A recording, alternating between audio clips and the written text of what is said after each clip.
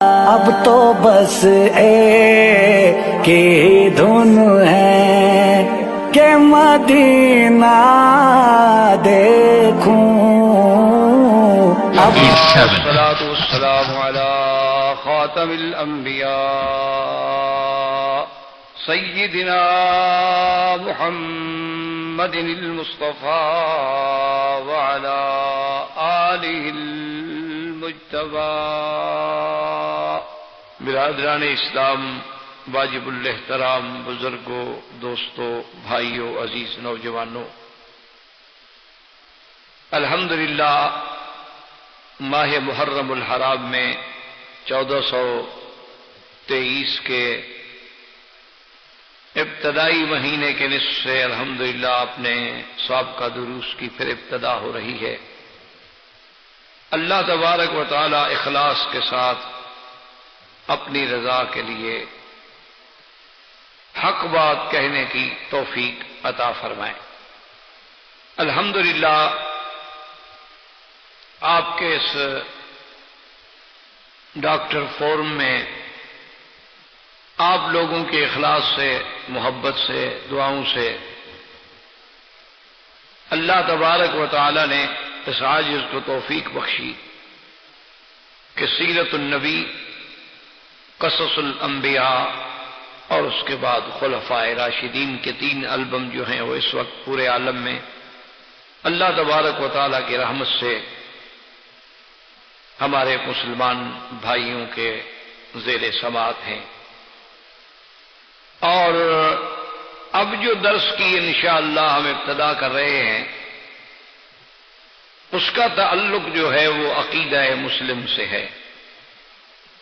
چونکہ الحمدللہ آپ حضرات سب پڑھے لکھے ہیں اور جانتے ہیں کہ اصل بنیاد جو ہے وہ عقیدہ ہے. دنیا کی کوئی عمارت ہو، اگر اس کی بنیاد ہی مضبوط نہ ہو تو وہ عمارتیں قائم نہیں رہیں. اسی لیے ایک مسلمان کے لیے، مومن کے لیے سب سے بڑی چیز اور اصل باعث نجات، باعث فلاح، باعث کامرانی دنیا و آخرت جو ہے وہ عقیدہ ہے. اگر عقیدہ صحیح ہے تو اعمال کی لغزشیں، اعمال کی غلطیاں، اعمال کی کوتاہیاں قابل معافی ہوتی. لیکن اگر خدا نہ خواستہ کسی مسلمان کے عقیدے میں لچک ہے، جھول ہے، قرآن و سنت کے خلاف ہے، سلف صالحین کے خلاف ہے، وہ کسی نہ کسی نعوذ باللہ احداث و ابداع میں مبتلا ہو گیا ہے، تو پھر اعمال لاکھ اچھے کیوں نہ ہوں لیکن باعث نجات نہیں بن سکتے. یہی وجہ ہے آپ دیکھیں کہ آج دنیا میں بڑے بڑے حوادث و زلازل آتے ہیں تو بعض غیر مسلم این جی اوز جو ہیں، کمیونٹیز جو ہیں، وہ سب سے پہلے مدد کو پہنچتے ہیں، اور بعض غیر مسلموں نے، کافروں نے یعنی اچھے اچھے کام کیے ہیں، ہسپتالیں بنائی ہیں، ادارے بنائے ہیں. اور بعض کافر مسلم ملکوں میں آپ جانتے ہیں کہ وہ قاعدہ ان کی سٹیٹ جو ہے گویا ویلفیئر سٹیٹ ہے، یعنی وہ چیزیں جو اسلام میں کی تھیں انہوں نے اپنا لی ہیں. ایک بچہ پیدا ہوگا امیر کا ہے، غریب کا، 18 سال کی عمر تک وظیفہ ملے گا. ایک آدمی بوڑھا ہو جائے گا، اس کو ساری زندگی پینشن ملتی رہے گی. لیکن ان سارے اعمال کے باوجود ان کے لیے جنت کا فیصلہ نہیں ہو سکتا، ان کی فلاح کا فیصلہ نہیں ہو سکتا، کامیابی کا فیصلہ نہیں ہو سکتا کہ بنیادی طور پہ عقیدہ نہیں. تو اس لیے سب سے اہم چیز جو ہے مسلمان کے لیے وہ عقیدہ. اور اس موضوع کو انشاءاللہ شروع کرنے سے پہلے آپ یہ بات بھی ذہن نشین کر لیں کہ ویسے تو ہر جماعت کہتی ہے ہمارا عقیدہ ٹھیک ہے. آج کون دنیا میں ایسا ہے جو کہے کہ میں غلطی پہ ہوں؟ اگر یہ جذبہ پیدا ہو جائے پھر تو سارے جھگڑے ختم ہو جائیں. ہر جماعت، ہر فرقہ، سب کا دعویٰ یہ ہے کہ اگر کامران ہیں، کامیاب ہیں اور صحیح عقیدے پہ ہیں تو ہم ہیں. یعنی آج دنیا میں آپ دیکھیں گے یہود ہیں، وہ کہیں گے ہم حق پہ ہیں، باقی تو انسانیت کا حقوق بھی نہیں رکھتے. سب سے اعلیٰ انسان بھی ہمیں اور سب سے نجات والا فرقہ بھی ہمیں اور اللہ کے محبوب بھی ہمیں. اسی طرح نصارہ کو دیکھ لیں مسیحیین کو دیکھ لیں آگے، چاہے ان کی جتنی قسمیں بن جائیں، ان سب کا بھی یہی دعویٰ ہے کہ بھئی ہم تو بالکل ابناء اللہ و احباء، ہم تو اللہ کے اولاد ہیں، اللہ کے محبوب ہیں، اور ہم کا باعث نجات ہیں، اور سب سے حق فرقہ اور حق جماعت جو ہے وہ ہماری ہے۔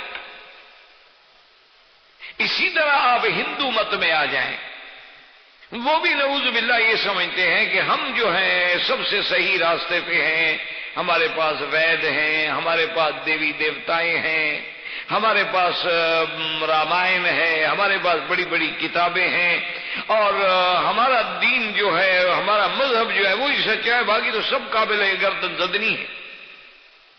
اور اسی لیے آج کے فتنوں کو سامنے رکھیں کہ سب سے زیادہ یہود اور ہنود جو ہے وہ مسلمانوں کو مٹا رہے ہیں۔ وجہ یہ ہے کہ وہ اپنے مذہب میں یہ سمجھتے ہیں کہ کسی اور کو زندہ رہنے کا حق ہی نہیں، ورنہ آپ پوری دنیا میں چلے جائیں، کفار تو ہر ملک میں ہے، لیکن کوئی کسی کی مسجد کو نہیں گرائے گا، کوئی کسی کی عبادت خانے کو نہیں گرائے گا۔ تو بہرحال میرے کہنے کا مقصد یہ تھا کہ دنیا میں بدھ مت ہیں جو بڑا قدیم مذہب ہے، اور آج تک ان کے آثار، ان کے مجسمے، یعنی آپ ویسے ملک بھی ہیں تھائی لینڈ وغیرہ میں اور دیگر ممالک میں کہ وہاں آپ بدھ کے مجسمے دیکھ کے حیران ہو جائیں، مندر دیکھ کے حیران ہو جائیں کہ کتنا خرچ کیا ہے۔ اور اسی طرح بہت پرانے دور میں، یعنی ہزاروں سال پہلے سے وہ بھی ایک مذہب اور اس کے پیروکار اپنے آپ کو حق پہ سمجھ۔ اسی طرح یعنی بدھ مذہب ہے، اسی طرح یدھ مت ہے، اسی طرح یہودیت ہے، اسی طرح نصرانیت ہے، اسی طرح دنیا میں اور بڑے بڑے فرقے ہیں، بعض جیسے دہریے ہیں، کمیونسٹ ہیں، سوشلسٹ ہیں۔ سب یہ سمجھتے ہیں کہ ٹھیک ہے، اب دیکھیں سوشلسٹ جو ہیں یعنی بالکل جو خدا کے وجود کے بھی منکر ہے، وہ کہتے ہیں نہیں جی ہم ٹھیک ہے، ہمارا تو بالکل 2 اور 2 4 کی طرح سیدھی سی بات ہے۔ اور اس کے بعد یہ حیرت کی بات ہے کہ مسلمان کہلانے والے سرکار دو عالم صلی اللہ علیہ وسلم کو امام نبی، امام الانبیاء ماننے والے، خاتم الانبیاء ماننے والے، بدقسمتی یہ ہے کہ ان کے اندر بھی اتنے فرقے پیدا ہو گئے۔ ان کے نام لیوا، حضور کے کلمے پڑھنے والے نام لیواؤں میں اتنے فرقے پیدا ہو گئے ہیں، کہیں روافض ہیں، کہیں خوارج ہیں، کہیں نواسب ہیں، کہیں عباضیہ ہیں، کہیں اسماعیلیہ ہیں، کہیں آغا خانیہ ہیں، کہیں قادیانیہ ہے۔ اتنے فرق پیدا ہو گئے نعوذ باللہ ثم نعوذ باللہ کے بے حد و شمار، اور سب کا دعویٰ یہ ہے کہ ہم حق پہ ہیں۔ تو اس لیے پہلے انشاءاللہ اس اہم موضوع کو سننے اور سمجھنے سے پہلے آپ دماغ میں رکھ لیں کہ دعویٰ کرنا تو بڑا آسان ہے، لیکن ہمیں سب سے پہلے 2 باتوں کا دماغ میں اگر رکھ لیں کہ بھی ہم جو عقیدہ کر رہے ہیں تو اس عقیدے کے بارے میں ہم نے پوچھنا کس سے ہے۔ دیکھو نا، مثلا میں بیمار ہوں، پہلے میں یہ تو فیصلہ کروں نا میں نے کس ڈاکٹر سے علاج کرانا ہے، میں نے کس ہسپتال میں جانا ہے۔ اگر میں یہ بھی طے نہیں کر سکا تو پھر تو ٹھیک ہے، بیمار سوچتے سوچتے مر جائے گا، یا مذبذب ہو گیا کہ کبھی ادھر کبھی ادھر، کبھی ادھر کبھی ادھر۔ جس نے دوائی دی ایک دن استعمال کی جی فائدہ نہیں ہوا، دوسرے کی شروع ہو گئی، ایک دن استعمال کی فائدہ نہیں ہوا، تیسرے کی شروع ہو گئی، ایک دن استعمال کی فائدہ نہیں ہوا، وہ تو معدہ نہ رہا بلکہ دواؤں کا مستودع بن گیا۔ اب کوئی دوائی اس پہ کیا اثر کرے؟ تو اس لیے سب سے پہلے ہمارے دماغ میں، ہمارے اذہان میں، ہمارے افکار میں یہ بات بیٹھنی چاہیے کہ کیا ہم خدا کو مانتے ہیں کہ اللہ ہی ہمارا خالق ہے۔ ایک لوگ وہ بھی تو ہے نا جو خدا کو نہیں مانتے، ان کو الگ رکھتے، وہ تو خدا کے قائل ہی نہیں ہو، کہتے کوئی خدا نہیں، ہزاروں سال گزر گئے ہمیں آج تک نظر نہیں آیا، تو خدا کہاں ہے؟ وہ کہتے ہیں دیکھو جی عجیب بات ہے، یہ لوگوں نے خواہ ہمارے لیے ایک پرابلم بنائی ہوئی ہے، بلڈنگ ہم بناتے ہیں، پھول ہم لگاتے ہیں، گندم ہم اگاتے ہیں، فصلیں ہم اگاتے ہیں، ٹریکٹر ہم چلاتے ہیں، اللہ نے پیدا کی ہے، اللہ بھی تو آئے نہیں۔ وہ ایک الگ ہے، ان کو تو آپ رہنے، ان کا انشاءاللہ الگ موضوع ہے۔ لیکن جو لوگ خدا کو ماننے والے ہیں، جن کا عقیدہ ہے کہ خدا ہے، اور جن کا عقیدہ یہ ہے کہ خدا ہی نے ہمیں پیدا کیا، اللہ نے ہمیں پیدا کیا، اللہ ہی ہمارا خالق مالک ہے، تو اب ان کے لیے لازمی بات ہے کہ وہ تو پھر اللہ سے ہی پوچھیں گے نا، جو بنانے والا ہے، جس نے ہمیں پیدا کیا، کہ جی اس نے ہمیں کیوں بنایا۔ دیکھو نا، اب ایک چیز بن رہی تھی ابھی راستے میں، تو میں ڈاکٹر صاحب سے پوچھ رہا تھا کہ یہ سیڑھی لگا رہے ہیں، انہوں نے کہا نہیں یہ تو اندر فلاں چیز بن رہی۔ تو اگر کوئی چیز ہمارے سامنے بنے گی تو ہم پوچھیں گے کہ جی یہ کیا ہے، وہ کہے جی مارکیٹ ہے۔ بھائی یہ کیا بنایا، انہوں نے کہا جناب یہ مسجد ہے۔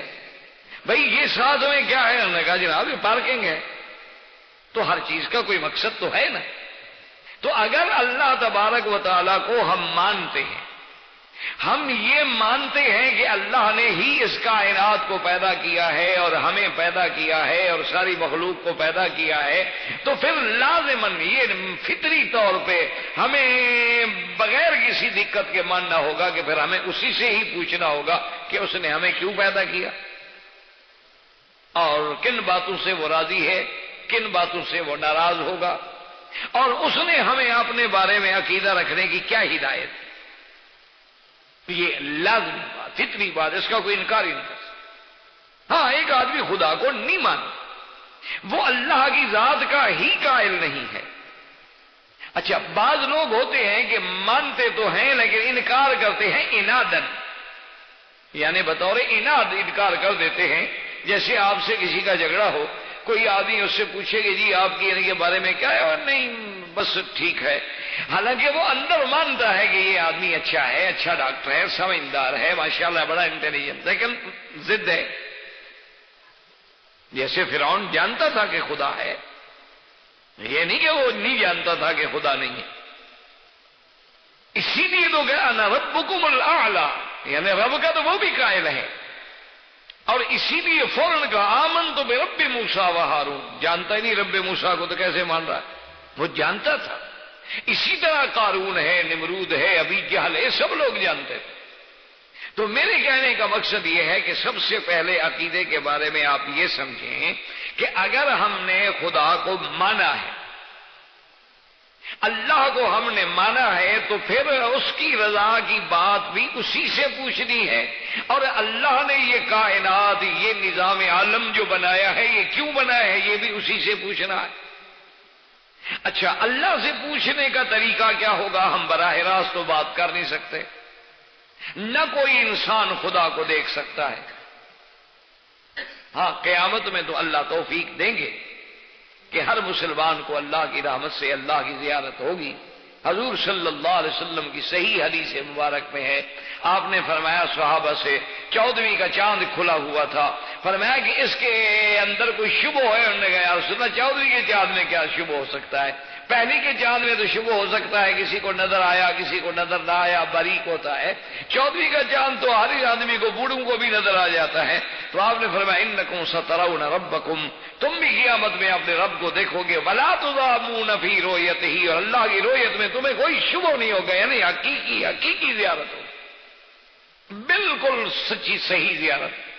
جیسے کہ ایک حدیث میں آیا قیامت کے دن اللہ کی دربار میں جب بندے پیش ہوں گے تو اللہ فرمائے گا کہ میرے بندے تم نے بڑے اچھے عمل کیے ہے دنیا میں، ماشاءاللہ تمہارے اعمال بڑے اچھے ہیں، لیکن تم نے یہ اچھے اعمال کیوں کیے؟ انہوں نے کہا اللہ بھی یہاں جنت کی جو تعریفیں سنی کہ جنت ہے اور جنت میں نعمتیں ہیں اور جنت میں یہ انعامات ہیں، یہ اکرامات ہیں، اشجار ہیں، انہار ہیں اور نعم، تو میں نے تو میرا مولا پھر راتوں کو جاگ کے گزارا عبادت میں اور دن کو روزے رکھے تاکہ اللہ مجھے اس جنت پہ راضی ہو کے داخل کر دے۔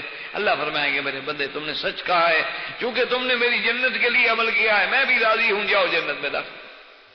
اب دوسری جب آدمی آئے گا اللہ فرمائے گا کہ آپ نے بھی بڑی محنت کی، بڑے اعمال کیے ہیں، کیوں کیے؟ انہوں نے کہا اللہ میاں میں نے جب جہنم کے بارے میں پڑھا نا کہ جہنم میں یہ اغلال ہیں، جہنم میں نعوذ باللہ ایسا پانی ہوگا کھولتا ہوا، جہنم کے ایسے طبقات ہیں، جہنم اتنی گہری ہوگی، جہنم میں ایسے طبقات و درکات ہوں گے، اللہ میاں پھر میں تو جہنم کے خوف سے راتوں کو سویا نہیں اور دن کو میں ہمیشہ بھوکا رہا، روزے رکھے ہیں۔ اللہ فرمائے کہ ٹھیک ہے میرے بندے، تم نے بھی اچھی بات ہے، جہنم کے خوف سے، میرے عقاب کے خوف سے عمل کیا ہے، جاؤ تم بھی جنت میں داخل ہو جاؤ، اپنے فضل سے میں تمہیں بھی جنت دے دوں۔ اب تیسرا ہے، اللہ تبارک و تعالیٰ فرمائے گا کہ بماذا عملتا، تم نے کیوں عمل کیا اچھے؟ انہوں نے کہا یا اللہ حبا الیک و شوقا الیک، میرا اللہ نہ تو مجھے جنت کی طرف توجہ تھی نہ جہنم کا خوف تھا، مجھے تو تیری محبت تھی اور تیری رضا، میں نے تو صرف تیری محبت میں اور تیری رضا حاصل کرنے کے لیے جو کچھ کیا ہے کیا ہے۔ تو حدیث میں آتا ہے اللہ فرمائے گے میرے بندے تم نے سچ کہا ہے، اور اللہ پھر اپنے حجاب ہٹا کے ان کو زیارت کرائیں گے اور اس کے بعد وہ جنت میں داخل ہوگا، کیونکہ اللہ کی زیارت سے بڑی چیز، بڑی نعمت کیا ہو سکتی۔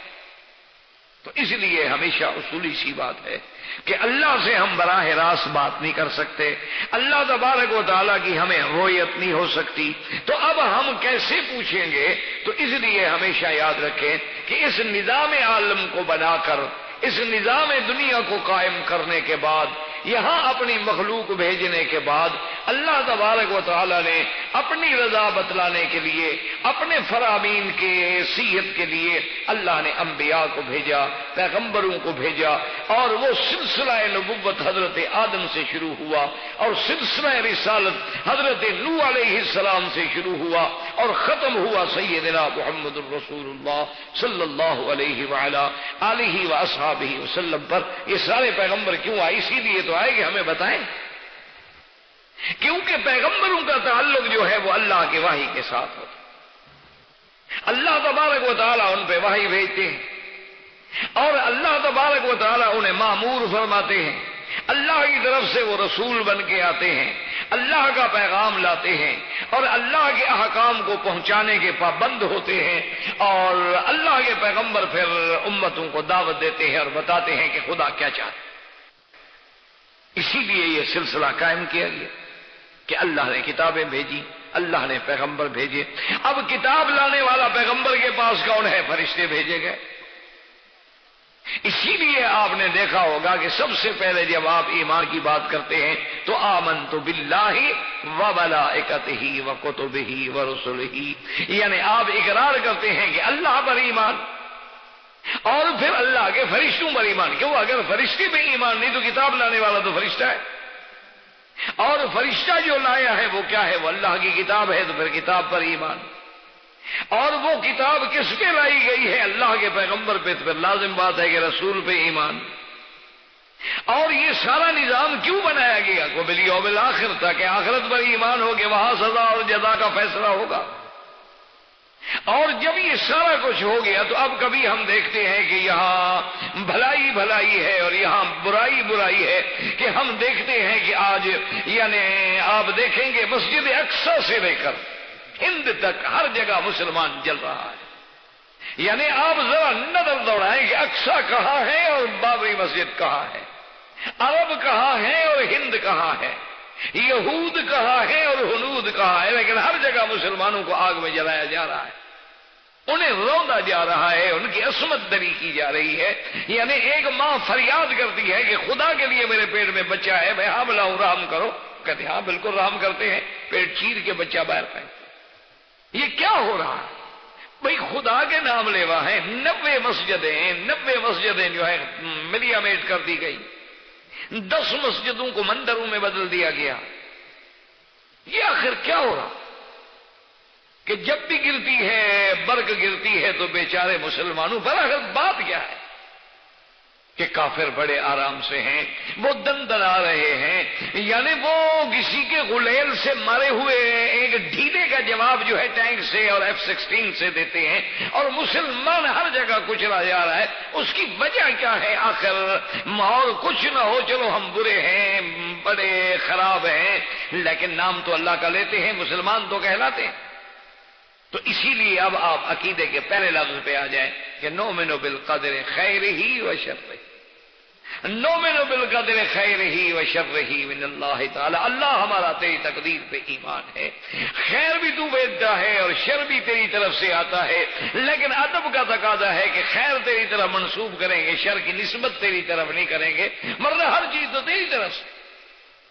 اور یہی وہ ادب ہے جیسے کہ ابراہیم علیہ السلام نے، اللہ کے قرآن میں ہے، انہوں نے کہا کہ مجھے وہی کھلاتا ہے وہی پلاتا ہے، لیکن جب بیماری کا ذکر ہے کہا فَإِذَا مَرِضْتُ فَهُوَ يَشْفِينِ، اور جب میں بیمار ہوتا ہوں وہ شفا دیتے ہیں، یعنی بیماری اپنی طرف نسبت کی، حالانکہ بیماری بھی تو اللہ دیتے ہیں، لیکن طریقے ادب یہی ہے۔ تو اب ہم یہ کہیں گے کہ نؤمن بالقدر خیرہ، یہ جو کچھ ہو رہا ہے اس کی تقدیر کا فیصلہ ہے، اور اسی میں اللہ تبارک و تعالی چونکہ خیر و شر اسی کے ہاتھ میں، تو جس کو ہم تباہی سمجھ رہے ہیں، جس کو ہم زوال سمجھ رہے ہیں، جس کو ہم موت سمجھ رہے ہیں، جس کو ہم ہلاکت سمجھ رہے ہیں، پتہ نہیں اس کے علم میں کیا ہے۔ تو اس لیے عقیدے میں ہم نے پڑھا نؤمن بالقدر خیرہ و شرہ من اللہ، سب اللہ کی طرف سے، ما اصاب من مصیبت الا باذن اللہ، کوئی مصیبت نہیں آتی مگر اللہ کے اذن سے، کل لن یصیبنا الا ما كتب اللہ لنا، ہمیں کوئی تکلیف نہیں پہنچی مگر جو اللہ نے لکھا، آمنا باللہ۔ تو ابھی اگر دنیا میں بھی یہ ہو کہ کفر دندناتا رہے، مسلمان ضعیف رہے، تو آخر فیصلہ کب ہوگا؟ فرمایا والبعث بعد الموت، کہ جب دوبارہ اٹھائے جاؤ گے۔ اصل یہ دنیا تو بالکل دار العمل ہے، یہ تو شے کوئی نہیں، اصل تو دار الجزا ہے، یہ تو چند روزہ دنیا ہے۔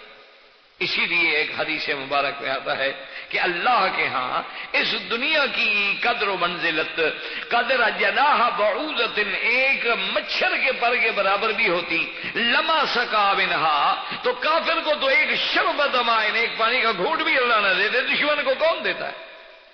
لیکن چونکہ اللہ کے ہاں یہ چیز ذلیل ہے، ہمارے نزدیک چونکہ بڑی اہمیت رکھتی ہے، اس لیے ہم پریشان ہوتے ہیں۔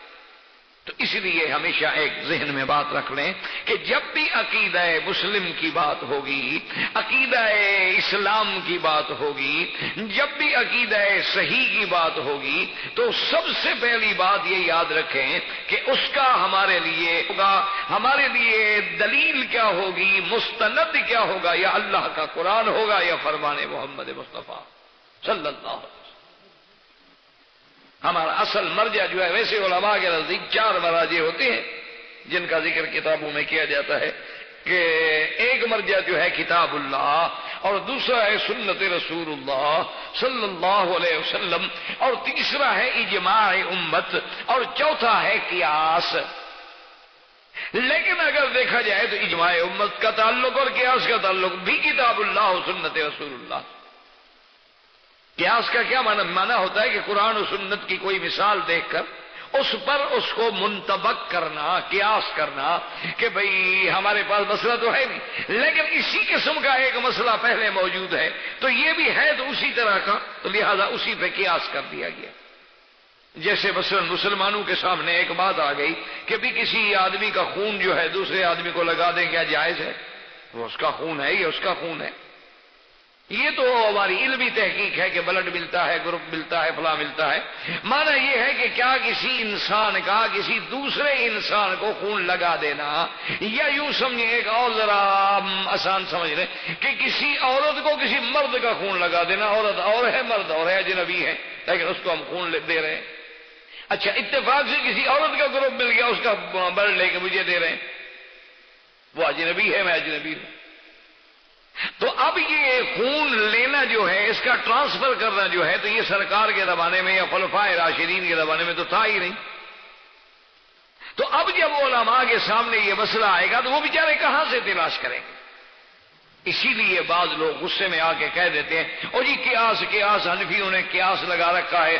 سب سے پہلے قیاس تو ابلیس نے کیا تھا، سب سے پہلے قیاس جو ہے وہ تو ابلیس نے کیا تھا، کہ جس نے کہا کہ جی آپ نے اس کو مٹی سے پیدا کیا ہے اور مجھے آپ نے آگ سے پیدا کیا ہے، آگ مٹی سے زیادہ بہتر ہوتی ہے، مٹی مٹیالی ہوتی ہے، آگ روشن ہوتی ہے، آگ ذریعہ حیات ہے، علامت حیات ہے، اور مٹی جو ہے وہ برودت والی چیز ہے، علامت موت ہے، تو میں اس کو کیوں؟ تو اس نے قیاس لڑایا تھا۔ تو اس لیے وہ کہتے ہیں یہ قیاس جو فقہی لوگ کرتے ہیں، فقہ والے، یہ تو بالکل نعوذ باللہ باللہ سب سے پہلے ابلیس نے کیا تھا، لیکن میرے عزیز ابلیس کی بات اس لیے مردود تھی کہ وہ قرآن کے مقابلے پہ قیاس تھا، اللہ کے حکم کے مقابلے پہ قیاس تھا۔ اللہ نے حکم دیا کہ سجدہ کرو، بس پھر قیاس کا کیا مطلب؟ بات کو سمجھے، ایک بات دماغ میں الجھا دی جاتی ہے۔ دیکھو جی ابلیس نے بھی یہی کیا تھا کہ انا خیر، یہ بھی یہی کرتے ہیں فقہ والے کہ یہ مسئلہ یوں ہے اور یہ مسئلہ یوں ہے اور یہ مسئلہ یوں ہے، تو اس میں یہ دلیلیں نکالتے ہیں اور پھر قیاس لے آتے ہیں اور استحسان لے آتے ہیں اور اللہ کے نبی کی ظاہر حدیث کو چھوڑ کے اپنی طرف سے باتیں بناتے ہیں۔ یہ سب سے پہلے، لیکن بات یہ ہے کہ وہاں حکم صریح ہے، اللہ نے حکم دیا تھا کہ اذا سویتہ ونفخت فیہ من روحی فقعوا لہ ساجدین، جب میں آدم علیہ السلام میں روح پھونک دوں سجدے میں گر جاؤ۔ اس لیے اللہ دوسرے مقام پہ فرماتے ہیں کہ قال یا ابلیس ما منعک ان تسجد، تمہیں کسی نے منع کیا ہے جبکہ میں نے امرتک، تمہیں حکم دیا ہے۔ تو حکم کے مقابلے پر یاد رکھو، جب حکم قرآن میں آ جائے یا حکم فرمانے رسول میں آ جائے تو وہاں قیاس نہیں ہوتا، وہ تو حکم ہے، نص موجود ہے، بات ختم ہو گئی۔ قیاس تو وہاں کیا جاتا ہے کہ جہاں قرآن میں ہمیں مسئلہ نہ ملے، حدیث رسول عربی صلی اللہ علیہ وسلم میں مسئلہ نہ ملے اور مسئلہ پیش آ جائے کہ بلڈ دینا ہے، اور آج کل بلڈ دینا جو ہے وہ اتنا ضروری ہو گیا کہ کوئی آپریشن نہیں ہو سکتا، کسی کی زندگی نعوذ باللہ بظاہر اسباب کی حد تک یعنی بچانے کے لیے جد و جہد بھی نہیں کی جا سکتی، تو اب کیا کریں گے؟ تو علماء نے اس کو قیاس کیا دودھ پر کہ اگر ایک ماں دوسرے کے بچے کو دودھ پلا سکتی ہے اور دودھ بھی اس کے معدے میں اور عروق میں جانے کے بعد خون ہی بنتا ہے، تو اس کا معنی یہ ہے کہ پھر خون بھی دیا جا سکتا ہے، اگر دودھ دیا جا سکتا ہے تو پھر خون بھی دیا جا سکتا ہے۔ تو انہوں نے قیاس کیا، یہ ہوتا ہے قیاس۔ جیسے کہ سیدنا عمر رضی اللہ تعالیٰ عنہ نے فرمایا کہ بھئی حضور کے زمانے میں تو اور بات تھی کہ پہلے تو لوگ گناہ کرتے ہی نہیں تھے نا جی، اگر کبھی کسی سے کوئی غلطی ہو گئی، کسی نے کوئی شراب پی لی، نشے میں آ گیا بیچارہ، تو وہ پکڑا گیا تو جی 40 بیت مار دو۔ اچھا وہ بیت بھی کیا ہوتے تھے کہ ایسے بس ایسا ایسا مار دو۔ اچھا کوئی آدمی تو ایسے رومال کو ایسے لپیٹ کے بیت بنا کے مار دیتا تھا، کیوں؟ مقصد تو یہ ہوتا تھا کہ عامت الناس کے سامنے کھڑے ہو کر اس کو شرابی سمجھ کے حد ماری جائے، اس کے لیے تو یہی سزا کافی تھی، بیت کو آگ لگائیں وہ تو مر جاتا تھا۔ یہ تو آج لوگ بڑے بڑے بہادر ہیں نا، ٹکٹکی پہ کھڑا کر کے کوڑے مار دو، پھر بھی اتر کے کہتے جی کیا ہوا۔ اس وقت تو شریف لوگ تھے، ان پر تو صرف الزام ہی لگ جاتا تھا نا نعوذ باللہ کسی گلی میں، تو وہ تو محلے چھوڑ کے شہر چھوڑ کے نکل جاتے تھے کہ بھئی اس علاقے میں مجھ پہ الزام لگ گیا ہے، میں کیسے رہوں۔ اور جس کو سزا مل جاتی تھی وہ تو جیتے جی مر جاتا تھا، یعنی نعوذ باللہ وہ تو بدنام ہو جاتا ہے، سزا یافتہ ہے، سزا یافتہ ہے، شرابی ہے، شرابی ہے، اس کو کوڑے مارے گئے۔ لیکن جوں جو ہم حضور کے زمانے سے دور ہوتے گئے، لوگ بگڑتے گئے، تو حضرت عمر نے کہا صحابہ سے کہ اب تو وہ 40 ایستا ایستا والے جو کوڑے ہیں نا چھڑے مار لیاں، اس سے کچھ نہیں بنتا، یہ لوگ نہیں چھوڑتے، ان کے لیے تو اب سخت سزا چاہیے۔ تو سب نے سر جوڑ کے فیصلہ کیا، کسی نے کہا کہ چلو جی وہ 40 مارو لیکن زور سے مار دو، کسی نے کہا نہیں 50 کر دو، کسی نے کہا جی 60 کر دو۔ بہرحال اپنی اپنی رائے چلتی رہی۔ سیدنا علی رضی اللہ تعالی عنہ سے حضرت عمر نے پوچھا کہ حضرت آپ کیا فرماتے ہیں؟ انہوں نے کہا میرا خیال یہ ہے کہ اس کو 80 کوڑا۔ حضرت عمر نے فرمایا کہ بھی 80 کوڑے کیوں مارے جائے حضرت علی، دلیل کیا ہے؟ انہوں نے فرمایا کہ من شرب سکر ومن سکر ہذا، آپ نے فرمایا جو شراب پیے گا لازمی بات ہے نشہ ہوگا، جب نشہ ہوگا تو بکواس کرے گا، نشہ ہوگا تو جو مرضی آئی پھر کہتا رہے گا۔ اور اللہ نے قرآن میں کسی پر ناجائز تہمت لگانے کی سزا جو ہے وہ 80 کوڑے رکھی ہے قذف المحصنات میں، تو یہ بھی تو جب نشے میں ہوگا جو مرضی ہے کہتا رہے گا، کسی کو ماں، کسی کی بہن، کسی کو سب شروع کر دے گا، تو اس کو اسی سزا پر ہم اندازہ کر لیتے ہیں۔ تو اس کا معنی یہ تھا کہ اس سزا پر قیاس کیا کہ جو آدمی ناحق تہمتیں لگا رہا ہے وہ بھی تو عقل والی بات نہیں کر رہا نا، اور شرابی جب عقل میں نہیں ہوگا تو وہ بھی تو وہی باتیں کرتا ہے۔ اس لیے ہمیشہ یاد رکھیں، ایک ہوتا ہے قیاس نص کے مقابلے پہ، نعوذ باللہ وہ کون جائز سمجھتا ہے؟ جب قرآن میں نص ہے، یہ حدیث مبارک میں نص ہے، اللہ کے نبی نے واضح کر دیا، تو پھر کسی کو قیاس کی کیا طاقت ہے؟ پھر اس پہ اجماع کرنے کی کیا ضرورت ہے؟ اجماع بھی تب ہوتا ہے، یاد رکھو، کہ ایک مسئلے کی اصل تو موجود ہے لیکن اس کی وہی ترتیب موجود نہیں. جیسے کہ حضرت عمر نے دیکھا کہ لوگ تراویح پڑھ رہے ہیں رمضان میں، تراویح تو حضور نے بھی پڑھائی 3 رات، تو مانا ہے کہ تراویح پڑھانا تو سنت ہے، ثابت ہو گیا کہ حضور پاک نے پڑھائی. اور پھر چوتھی رات حضور تشریف نہ لائے، اس کی بھی وجہ دی. حضور نے فرمایا کہ اگر میں آ جاتا تو اللہ ہمیشہ کے لیے میری امت کے لیے فرض کر دیتے تو پھر میری امت کے لیے مشکل ہو جاتی، تو ورنہ اس کا پڑھنا تو حضور سے ثابت ہو گیا. اب حضرت عمر نے صرف یہ دیکھا کہ بھی کوئی آدمی ادھر کھڑا ہے، کوئی ادھر کھڑا ہے، کوئی ادھر کھڑا ہے. انہوں نے فرمایا کہ لو جماعتہم علی قاری واحد، کہ اگر میں ان کو ایک قاری کے پیچھے کھڑے کر دوں تو سبحان اللہ جماعت بھی بڑی ہو جائے گی اور سارے قرآن پاک کو بھی سنیں گے. تو حضرت نے حکم دیا کہ ابی ابن کعب جو اقرا تھے صحابہ میں، وہ امام بنے، وہ تراویح بنائے اور سب کٹھے ہو جائے. اچھا، سب صحابہ نے حضرت عمر کی بات کو مان لیا، کسی نے اعتراض نہ کیا، تو خلیفہ راشد کی سنت بھی ہو گئی اور اجماع بھی ہو. تو اس لیے ہمیشہ یاد رکھیں کہ اصل بنیاد کیا ہے؟ کتاب اللہ اور سنت رسول صلی اللہ علیہ وسلم. اور پھر تیسرا درجہ کیا ہے؟ اجماع. اور چوتھا درجہ کیا ہے؟ قیاس. لیکن اجماع و قیاس بھی پھر کتاب و سنت کی طرف لوٹ آئیں گے. تو لہذا مرجع کیا رہے گا؟ قرآن رہے گا یا فرمان رسول عربی رہے گا صلی اللہ علیہ وسلم. اچھا، اب اسی طرح ایک اور بات سمجھ لیں کہ بعض چیزیں ہیں کہ روایت تو ملتی ہے ہمیں حضور صلی اللہ علیہ وسلم، لیکن وہ خبر واحد ہے، یعنی ایک صحابی نے خبر عطا فرمائی، وہ بھی ہمارے لیے آنکھوں پر تو حدیث رسول ہے. لیکن ایک حدیث مبارک ہے جو بالکل متواتر ہے، تواتر ہے، یعنی ماشاءاللہ اس صحابی نے بھی روایت کی، اس نے بھی روایت کی، اس نے بھی روایت کی، اس نے بھی روایت کی، پھر تواتر چلا آ رہا ہے ماشاءاللہ.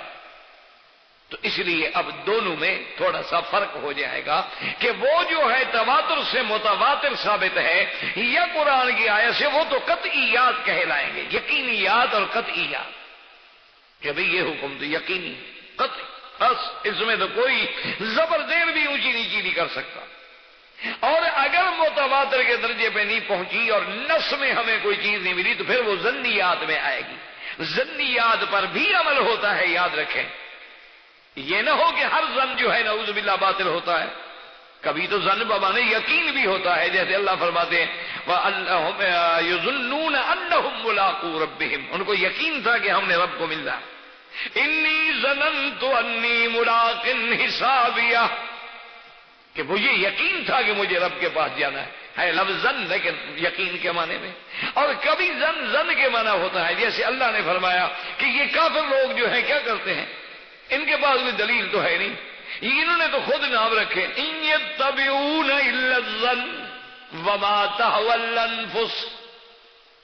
اور دوسری جگہ فرمایا یتبعون الا الظن وان الظن لا یغنی من الحق شیئا. یہ لوگ تو محض اپنے تخیلات توہمات پہ پیچھے لگے ہوئے ہیں، اور اس قسم کے تخیلات توہمات جو ہیں وہ تو کوئی فائدہ نہیں پہنچا. تو اس لیے یہ ظن الگ ہے. ایک وہ ظن ہے کہ ہمیں جیسے ہم نماز میں بھول گئے تو ظن پہ عمل کریں گے، ہم راستے میں جا رہے تھے کعبہ شریف نہیں ملا، اندھیری رات ہے سمجھ نہیں آ رہا، تو ظن غالب پہ عمل کریں گے. تو اس لیے ہمیشہ یاد رکھیں. تو اب جو بات اور جو بحث اور جو چیز ہم الحمدللہ اپنے دروس کی ابتدا کرنے والے ہیں یعنی عقیدے کی، تو اس کے ثبوت کے لیے لازمی بات یہ ہے کہ نص ہوگا اور یہ حدیث متواتر قطعی ہوگی، قطعی ثبوت ہوگی، جس کے اندر کسی قسم کی کوئی بات کا احتمال نہیں ہوگا. عقیدہ ایسی بات نہیں ہوتی کہ ضعیف روایت بھی بندہ پیش کر دے. تو جب ضعیف روایت عقیدے میں پیش نہیں کر سکتا تو پھر یہ کہے کہ بزرگوں نے فرمایا ہے، تو اس سے عقیدے ثابت نہیں ہوتے. یہی وہ بنیاد ہے، وہ دھوکہ ہے جس میں اللہ تبارک و تعالی مسلمانوں پہ رحمت فرمائے کہ آج دنیا میں کلمہ پڑھنے والے جو ہیں وہ شرک میں مبتلا ہیں، وہ بدعات میں مبتلا ہیں، اور سمجھتے یہ ہیں کہ ہم مسلمان ہیں. جیسے کہ اللہ نے فرمایا وما یؤمن اکثرهم باللہ الا وهم مشرکون، کہ دعویٰ ایمان کا ہے لیکن مشرک. تو اس لیے ایک بات تو یہ رکھیں، سب سے پہلے چونکہ ہمیں پیدا ہی اللہ نے کیا ہے تو پوچھنا اللہ سے. اللہ نے کن کو بھیجا ہے؟ پیغمبروں کو. اللہ نے ان کے ساتھ کیا بھیجا ہے؟ کتاب کو۔ تو اب جب عقیدے کی بات ہوگی، یا تو اللہ کے قرآن کی نص ہوگی یا فرمان رسول عربی صلی اللہ علیہ وسلم، وہ حدیث مبارک جو متواتر ہے اور قطعی الثبوت ہے اور قطعی الدلالت ہے، ورنہ تو ہر حدیث ہمارے آنکھوں پر، جیسے کہ محدثین ضعیف حدیث کو بھی فضائل اعمال میں لے لیتے ہیں، لیکن فضائل اعمال الگ چیز ہے اور اس بات عقیدہ الگ چیز۔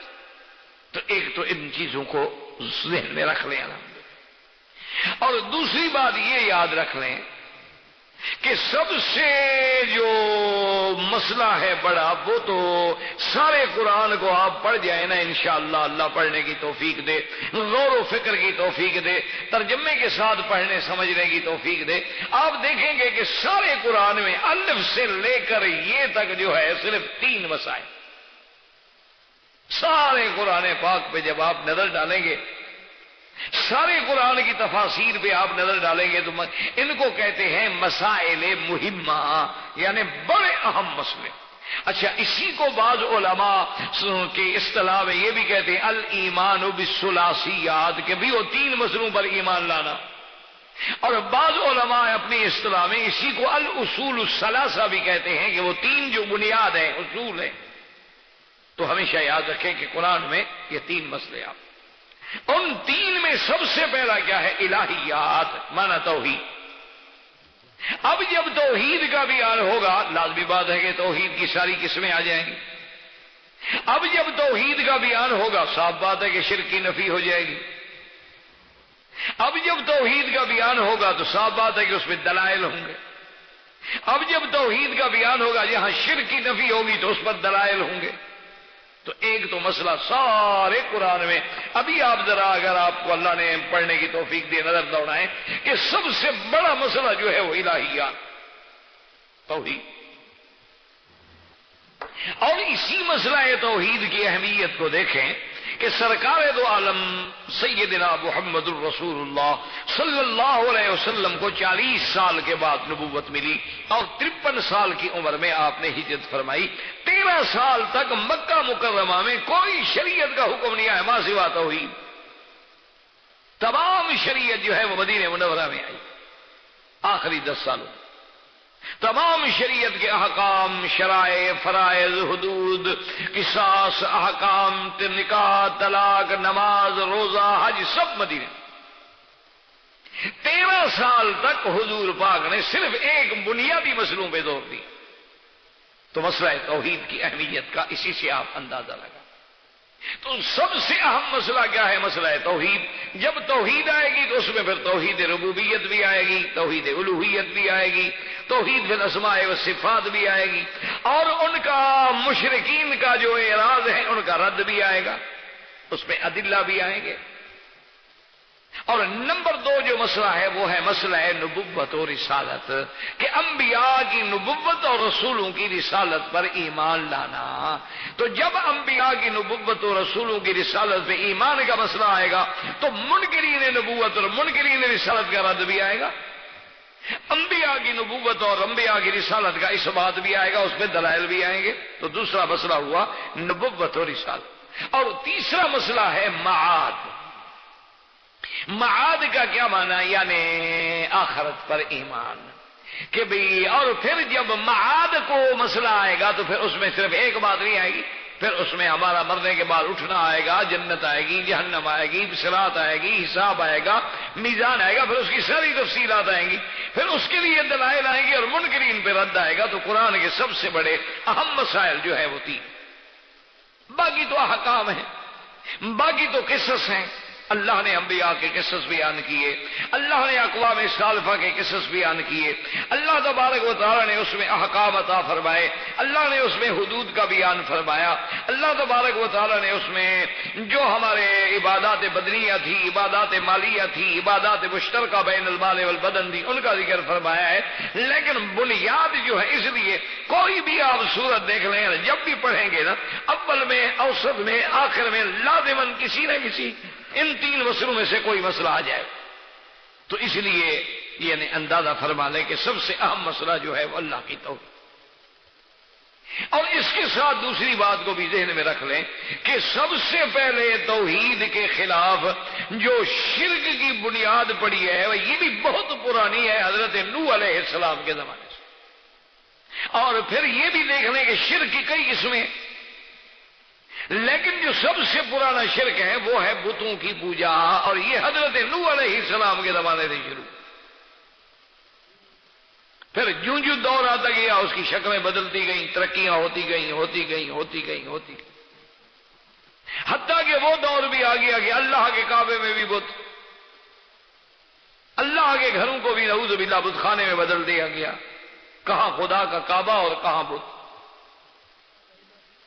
تو اس لیے یہ شرک کی بیماری جو ہے یہ بھی بہت پرانی ہے، چونکہ جب سے توحید چلی ہے لازمی بات ہے کہ پھر باطل تو ہے نا۔ جب سے اللہ نے آدم علیہ السلام کو پیدا کیا، اللہ نے آدم کو اتارنا چاہا تو آخر شیطان تو پھر ہے نا، کیونکہ یہ تو نظام فطرت ہے، یہ تو سنت اللہ ہے کہ جب تک تضاد نہ ہو، تقابل نہ ہو، چیز واضح نہیں ہوتی۔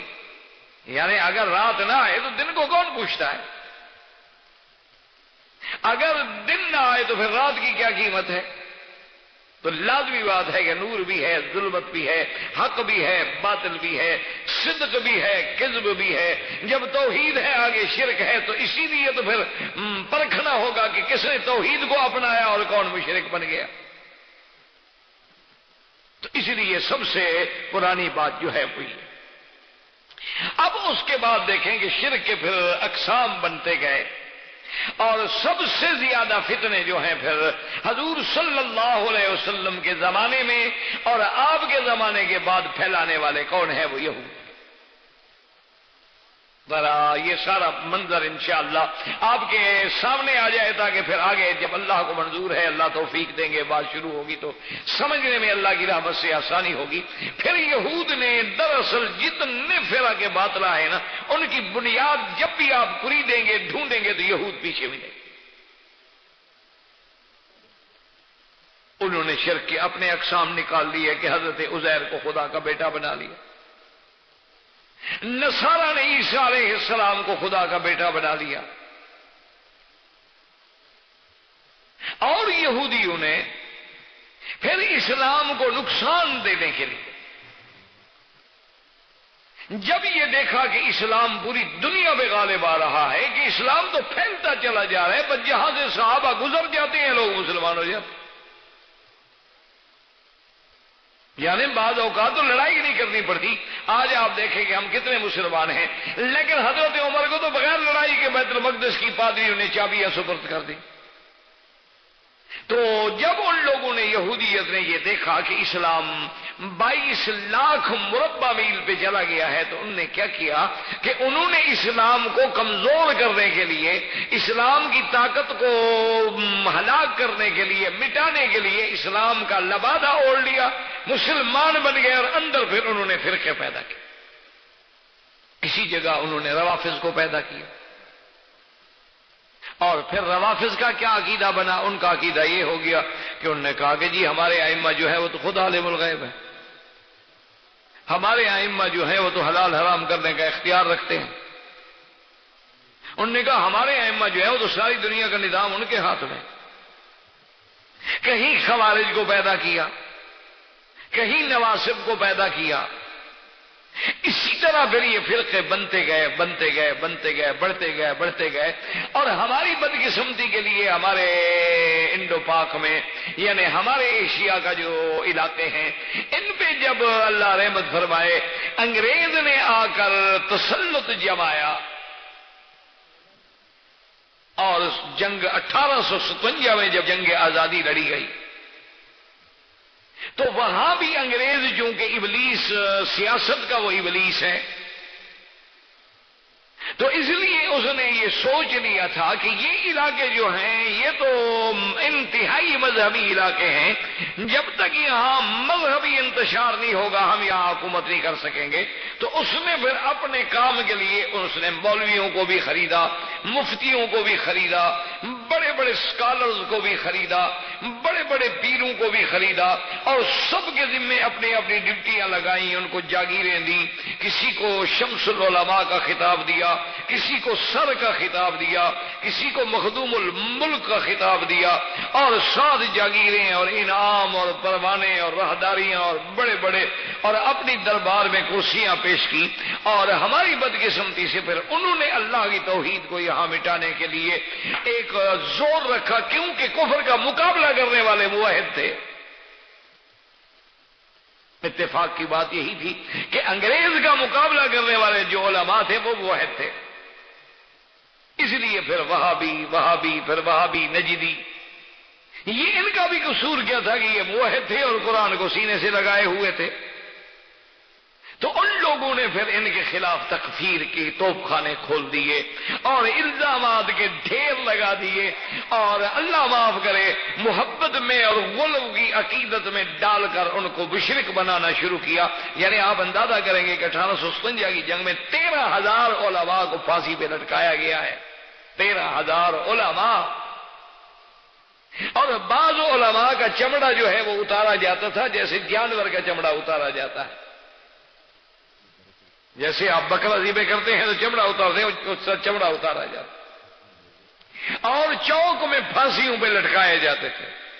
اور اس وقت جو مشرک تھے وہ انگریز کی حکومت کو ثابت کرنے کے لیے کہہ رہے تھے یہ دارالاسلام ہے، تو بالکل امن ہے، بالکل امن ہے۔ انہوں نے کتابیں لکھی باقاعدہ، اعلام الاعلام بان الہندوستان دارالاسلام، دارالسلام۔ ان لوگوں نے کتابیں لکھی، ان کی تائید کی اور اہل توحید کو مروا دیا۔ ان کا جرم کیا تھا کہ اللہ کی توحید، ان کا جرم کیا تھا اتباع قرآن و سنت۔ تو اس لیے ہمارے ہاں پھر یہ جو چیز تھی شرک اور بدعات، یہ زیادہ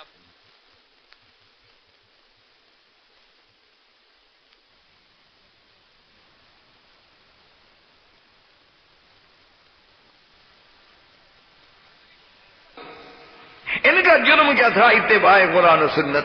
تو اس لیے ہمارے ہاں پھر یہ جو چیز تھی شرک اور بدعات، یہ زیادہ پھیلے۔ اور دوسری وجہ کیا تھی؟ ہندو کا قرب، کہ مسلمان اور ہندو ایک دوسرے کے ساتھ کٹھے رہتے۔ یہ تو اب دنیا نے فسادات کے ذریعے مسلمانوں کو نقصان پہنچانے کے لیے پھر فرقواریت کو ہوا دی ہے، ورنہ تو مسلمان ہندو کٹھے رہتے تھے، کٹھے اٹھنا، کٹھے بیٹھنا، شادیوں میں آنا، ایک دوسرے کے ساتھ مل کے رہنا، نہ کوئی جنگ، نہ کوئی جھگڑا، نہ کوئی بات۔ تو وہ جو ہندوانہ تہذیبیں تھیں، وہ ان کا دیوی دیوتاؤں کو پوجنا، ان کے آگے ہاتھ باندھ کے بنتی کرنا، ان کے سامنے کھڑے ہو کے بھجن گانا، ان کے گلے میں جا کے پھولوں کے ہار ڈالنا، ان کے جا کے جناب پرشاد تقسیم کرنا، یہ ساری لعنتیں جو تھی پھر ہم مسلمانوں میں بھی آتی۔ یہ آج تک آپ نے دیکھا ہے نا جی کہ عورت کو جو ہے شادیوں میں سرخ کپڑے پہنانا، اور بیچارے دولہے کو جو ہے وہ لمبے لمبے ہار باندھنا، اور اس کے ہاتھوں میں اور گلے میں سرخ رنگ کا دھاگا باندھنا، اس کو لوہے کا بیت پکڑانا، اور دلہن جہاں بیٹھے اس کے نیچے لوہے کی چھری رکھنا، اور اس کا بستر جہاں بچھایا جائے اس میں گھوڑی کی لگام نیچے رکھ دینا۔ یہ ساری ہندوؤں کی رسمیں تھیں، وہ بدعات، وہ محدثات، وہ شرک جو تھا نعوذ باللہ وہ مسلمانوں میں بھی داخل۔ تو الا قلیل من عبادی الشکور۔ تو اس لیے یاد رکھیں کہ سب سے اہم ترین مسئلہ جو ہے وہ اللہ کی توحید ہے، اور اللہ نے قرآن میں فرمایا ہے کہ وما خلقت الجن والانس الا لیعبدون، کہ میں نے جن و انس کو کیوں پیدا کیا ہے؟ اس لیے اللہ تبارک و تعالیٰ فرماتے ہیں کہ اے میرے بندے، میں نے تمہیں کسی روزی کمانے کے لیے، پیسے کمانے کے لیے نہیں پیدا کیا۔ ما اريد منهم من رزق وما اريد ان يطعمون ان الله هو الرزاق ذو القوة المتين۔ اور جیسے بعض روایات سابقہ کتب میں آتی ہیں کہ یا ابن آدم خلقتک لعبادتی فلا تلعب وقسمت رزقك فرزقك فلا تتعب، کہ اے ابن آدم میں نے تجھے اپنی عبادت کے لیے پیدا کیا ہے، میں نے تجھے عبادت کے لیے پیدا کیا ہے، تو لہو و لعب میں وقت نہ گزار، اور تیرے رزق کو میں نے تقسیم کر دیا، معین کر دیا، اور جو میں نے لکھ دیا ہے وہ چاہے پہاڑ کے بھی نیچے ہو تمہیں ملے گا، اس لیے اپنے آپ کو مشقت میں نہ ڈال، اسباب کی حد تک محنت کر، باقی ہر چیز مجھ پہ چھوڑ دے۔ تو اللہ نے ہمیں عبادت کے لیے پیدا کیا۔ اچھا، اور عبادت ہم کیسے کریں؟ ہمیں کیا پتا، کون سکھلائے گا؟ تو عبادت کرنے کا طریقہ، اللہ تبارک و تعالیٰ پر ایمان لانے کا طریقہ، اور عبادت میں کون سے فرائض ہیں، واجبات ہیں، کون سے سنن ہیں، یہ سب کون بتلائیں گے؟ محمد الرسول اللہ صلی اللہ علیہ وآلہ وسلم۔ اور دوسری آیت میں فرمایا وَقَضَىٰ رَبُّكَ أَلَّا تَعْبُدُوا إِلَّا إِيَّاهُ وَبِالْوَالِدَيْنِ إِحْسَانًا۔ اللہ تبارک و تعالیٰ کا فیصلہ ہے، اللہ کا امر ہے، اللہ کی طرف سے حکم ہے کہ اللہ نے تمہیں پیدا کیا ہے کس لیے؟ اللہ تعبدو، کسی کی عبادت نہ کرو مگر اللہ تبارک و تعالیٰ کی، وہی معبود برحق ہے۔ وَبِالْوَالِدَيْنِ إِحْسَانًا، اپنے والدین سے بھلائی کا معاملہ کرو۔ اللہ نے ہر جگہ ہمیں یہ حکم دیا، اور یہ حکم لانے والے کون ہیں؟ محمد الرسول اللہ صلی اللہ علیہ وسلم۔ تو اہم چیز کیا ہے؟ توحید ہے، اور یاد رکھنے کے توحید کی 3 قسمیں ہیں، توحید الوہیت ہے، توحید ربوبیت ہے، توحید بالاسماء والصفات ہے۔ اور اسی طرح یاد رکھیں کہ صرف اس بات کرو گے تو مسلمان نہیں بنو گے، صرف نفی کرو گے تو مسلمان نہیں بنو گے، اس بات اور نفی دونوں ہوں گے کہ غیر اللہ کی نفی ہوگی اور اللہ کی الوہیت کا اس بات ہوگا۔ اسی لیے ہم پڑھتے ہیں لا الہ الا اللہ محمد الرسول اللہ صلی اللہ علیہ وسلم وما علینا الا البلاغ۔ برادران اسلام، واجب الاحترام بزرگوں، دوستوں، بھائیوں، عزیز نوجوانوں، الحمدللہ آپ کے اس مسجد مبارک میں اور اس مقام مبارک میں سلسلہ دروس جو ہے اللہ کی رحمت سے آج اس کا دوسرا درس ہے، اور یہ سلسلہ دروس جو ہے انشاءاللہ یہ عقیدے کے بارے میں ہے۔ جیسا کہ صاحب کا درس میں نے عرض کیا تھا کہ پورے قرآن مقدس میں آدمی اگر نظر ڈالے تو 3 مسائل ہیں جن پر اللہ نے زیادہ زور دیا، اور یہی 3 مسائل جو ہیں دراصل بنیاد ہیں، یہی 3 مسائل جو ہیں دراصل ذریعہ نجات ہیں، یہی 3 مسائل جو ہیں دراصل اسی پہ انسان کی دنیا و آخرت کی فلاح ہے۔ اور وہ 3 مسائل کیا ہیں؟ الہیات، نبوت و رسالت اور معاد۔ اسی کو مصطلحات العلماء میں کہتے ہیں الایمان بالثلاثیہ یا الاصول الثلاثہ، اس پہ بڑے بڑے علماء نے کتابیں لکھی ہیں۔ تو یہ 3 اصول ہے بنیادی۔ سب سے پہلا کیا ہے؟ مسئلہ الہ یعنی توحید۔ اور اسی لیے میرے آقا نے سرکار دو عالم صلی اللہ علیہ وسلم نے بھی فرمایا ہے کہ بنی الاسلام علی 5، اسلام کی بنیاد جو ہے 5 چیزیں، جن میں پہلی چیز جو ہے حضور نے ذکر فرمائی شہادت اللہ الہ الا اللہ وان محمد رسول اللہ۔ سب سے پہلی چیز جو ہے وہ شہادتین ہے، یعنی کلمہ۔ تو اسی لیے آپ اسی سے اندازہ فرما لیں کہ سرکار دو عالم علیہ وسلم کی 63 سالہ یا 65 سالہ زندگی میں نبوت کے بعد کے 13 سال جو ہیں وہ صرف اسی مسئلے کو سمجھانے میں لگے، اور تمام انبیاء اور رسل کو اسی مسئلے کے لیے بھیجا گیا۔ اس لیے آپ سارے قرآن پاک میں جن پیغمبروں کا ذکر آیا ہے اور جن پیغمبروں کے بارے میں اللہ تبارک و تعالیٰ نے ان کے واقعات بیان فرمائے ہیں، سب کی ایک ہی دعوت آپ کو ملے گی کہ وَإِلَىٰ عَادٍ أَخَاهُمْ هُودًا قَالَ يَا قَوْمِ اعْبُدُوا اللَّهَ مَا لَكُم مِّنْ إِلَٰهٍ غَيْرُهُ وَإِلَىٰ ثَمُودَ أَخَاهُمْ صَالِحًا قَالَ يَا قَوْمِ اعْبُدُوا اللَّهَ مَا لَكُم مِّنْ إِلَٰهٍ غَيْرُهُ وَإِلَىٰ مَدْيَنَ أَخَاهُمْ شُعَيْبًا قال یا قوم اعبدوا اللہ ما لکم من الہ غیر، یعنی سب پیغمبروں کی دعوت جو ہے وہ دعوت توحید، اور اسی کی بنیاد کیا ہے؟ شہادتین، کلمہ شریف۔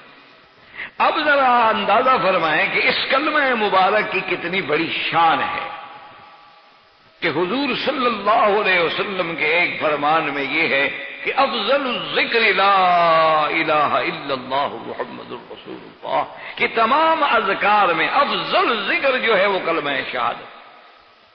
اور اسی طرح حضور صلی اللہ علیہ وسلم کی ایک حدیث مبارک ہے کہ آپ نے فرمایا کہ من قال لا الہ الا اللہ دخل الجنہ، کہ جس شخص نے یہ کلمہ پڑھا وہ جنت میں داخل ہو۔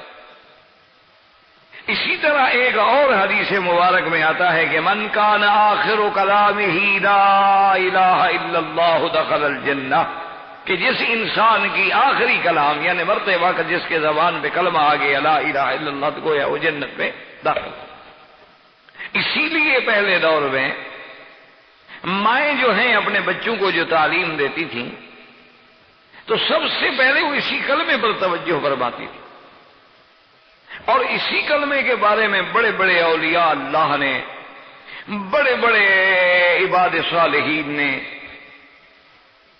بڑے بڑے اللہ کے مقبول بندوں نے یہ لکھا ہے کہ ہمیں جو بھی مقام ملا ہے اور نعمتیں ملی ہیں اور کامیابیاں ملی ہیں وہ سب اسی کلمے سے ملی۔ کہتے ہیں کہ ہماری کامیابیوں کا راز، ہمارے ان مقامات عالیہ تک پہنچنے کا سلسلہ جو ہے وہ یہی کلمہ شہادت ہے، لا الہ الا اللہ محمد رسول اللہ۔ تو اسی لیے بعض بزرگوں نے ہم سے نقل کیا کہ حضرت قاضی احسان صاحب ایک بڑے عالم اور بڑے خطیب گزرے ہیں، وہ فرماتے ہیں میں چھوٹا جب بچہ تھا تو ماں مجھے جب بھی میں عادت کری بیٹا کلمہ پڑھو لا الہ الا اللہ، میں پڑھ لیتا، چھوٹے سے بچے تھے۔